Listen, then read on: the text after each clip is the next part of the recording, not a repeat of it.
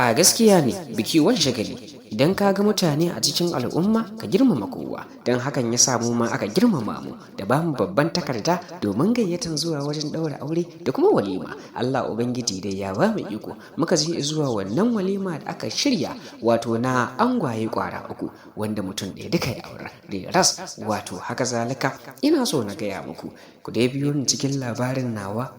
kar dai ku gaji za ku ji yadda abin ya kasance yau a madubin rayuwar namu ta gobe ta Allah ce TV za ku ji abin da ke wakana. Tabbas na shirya da safe na yi guga na fito da kaya na fes wato farari na shirya na kira abokina cewa ina so za mu je gurin wannan walima da aka gayyace mu na malamin mu dan uwan mu domin taya shi murna. Tabbas wannan walima an gayyaci manyan malamai wayanda suka yi fadakarwa wazantarwa gami da jan hankali akan zamantakewa na aure. Tabbas na ga mutane a gurin mabambanta iri mutane daga nesa da na kusa duka sun halarta domin karuwa domin kuma taya dan uwansu murna wato kama da Abdul Hafiz wanda ya anwance da amaryar shi Najatu da Malam Abdul Malik wanda ya anwance da amaryar shi Aisha da Malam Shamsuddin wanda ya anwance da amaryar sa Fatima. Tabbas mun gani tabbas ana cikin haka kenan bayan na gama interview ga dukkan kowa aka kawo min amala kwara biyu haka zalika na sasa sai ci nake kai haba santi har kai